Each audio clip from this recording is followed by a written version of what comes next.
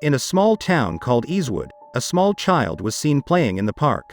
The child is named Andrew, who is singing about his favorite cartoon character, Mr. Chuckleteeth. He also has the doll, which shows that Andrew really likes the cartoon.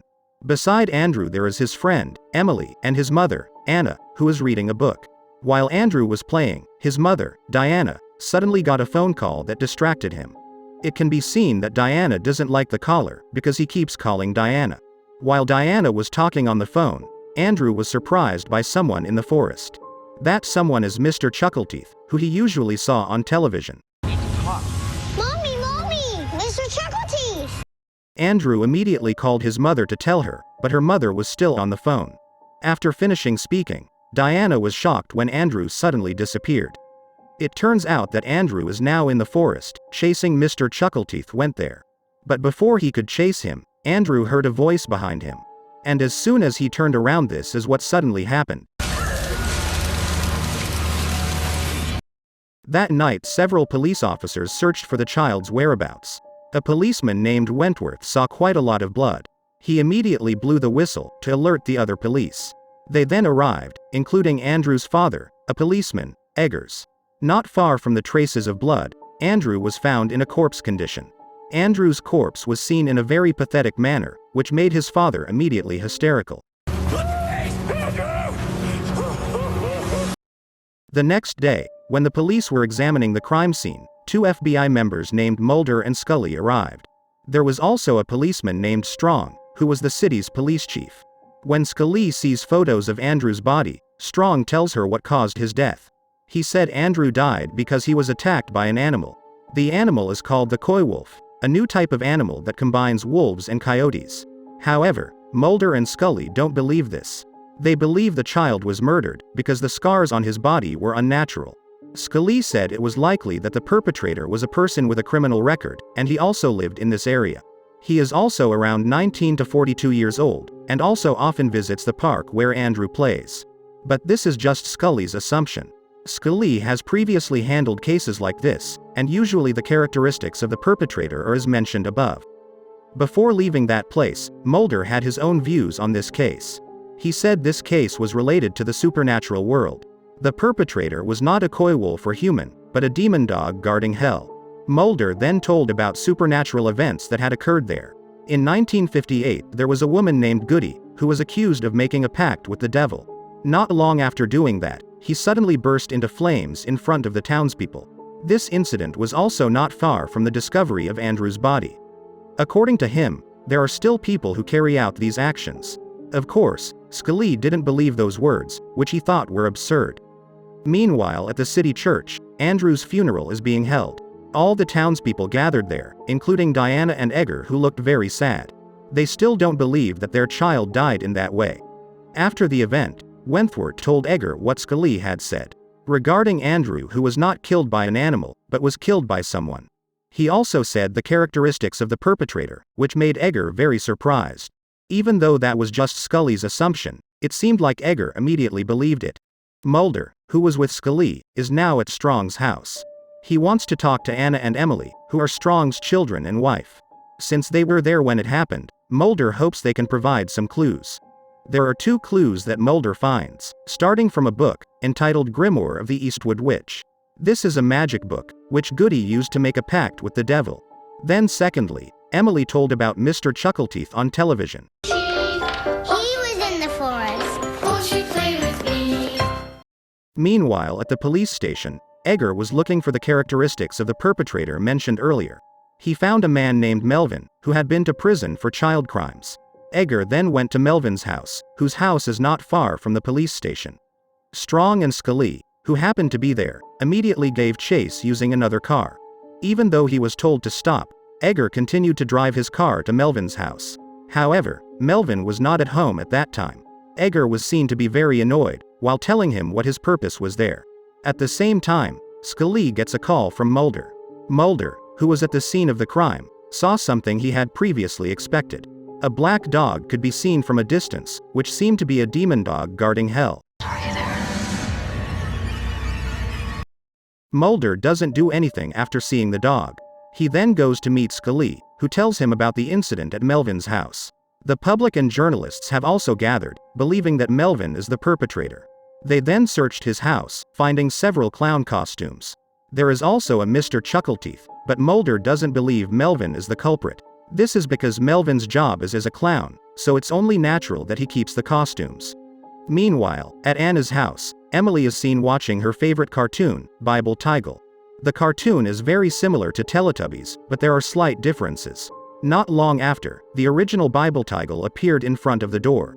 Anna, who was in the kitchen, didn't realize this. When he returned to the living room, Emily had been kidnapped by the creature.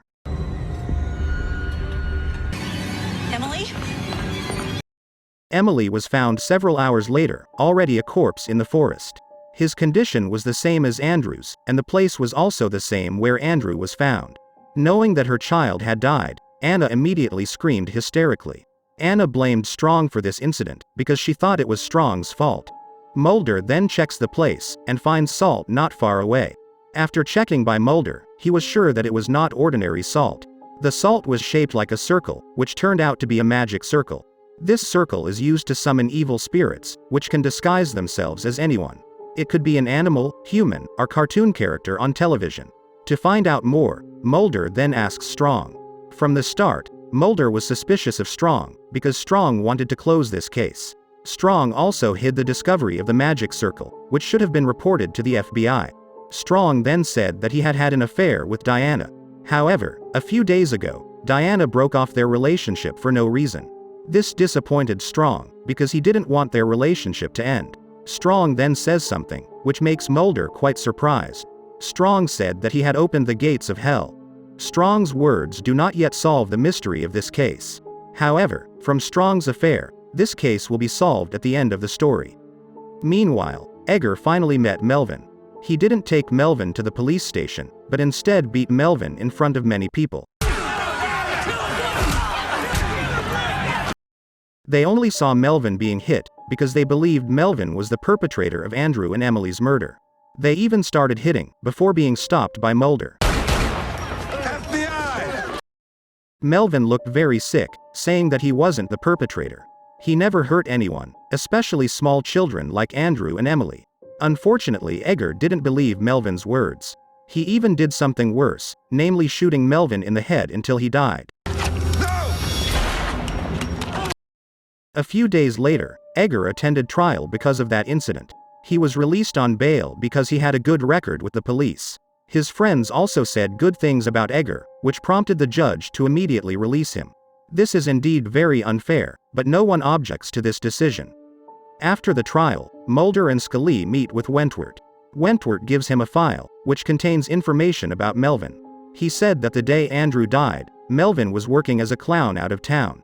It is very far from this city, and there is also video evidence of Melvin working there. Because of this evidence, it is impossible that Melvin was the perpetrator of Andrew and Emily's murder. Meanwhile, Edgar, who had just returned home, already knew about his wife's affair with Strong. Edgar immediately scolded Diana, but Diana didn't seem to care.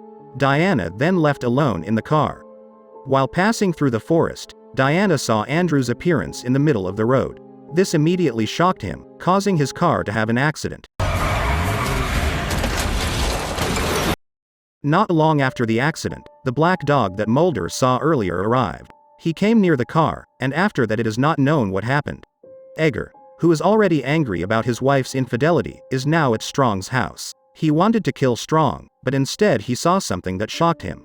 He saw the devil disguised as Mr. Chuckleteeth, who was playing with him in the house. Even though he had been shot, the creature continued to play with Edgar. Edgar was even made to fall, before the creature mysteriously disappeared. While searching for the creature, Edgar was surprised by the appearance of Strong. The two pointed guns at each other, but Edgar was shot to death first. Several minutes later, Edgar's body is discovered by Mulder and Scully. Apart from finding Edgar's body, they also found traces of salt. When he looked into the house, there was no one there. Mulder also doesn't see the magic book, which was previously in the house library. Afraid that something worse might happen, Mulder takes Scully into the forest. While they were going there, Strong was already there. He saw Diana's car, but Diana was no longer there. He then looked for Diana, who turned out to be dead. Strong didn't realize this, because he passed Diana's corpse, which was near a tree. Not long afterward, Strong was surprised by Anna, who was casting a spell. Anna was in the circle, which also had several candles. This is where it is revealed what really happened. Anna said she deliberately made a pact with the devil, because she was hurt by her husband cheating on her with Diana. Anna told the devil to curse Diana and Strong, but that's not what happened. Anna instead released a hellish demon dog, which came to the human world hungry. As a result, Andrew and Emily became the victims. So that there are no other victims, Anna is now trying to stop the curse. However, before he could cast the final spell, Strong was suddenly attacked by a hellhound and died. At the same time, Mulder and Scully come and tell Anna to drop the magic book. But he refused while reciting the last spell. When the spell was recited, Anna's body suddenly burned by itself. Instantly he died. At the same time the demon dog disappeared. That means, the curse has disappeared from the city. Scully then gives the magic book to Wentworth, which turns out not to be burned because of the incident. Finally, this case was solved, with the main perpetrator being Anna. Even though Scully didn't believe it at first, it turned out that what Mulder said was true. There was a practice of witchcraft, which was caused by Anna's heartache due to being cheated on. This scene is also the end of this story.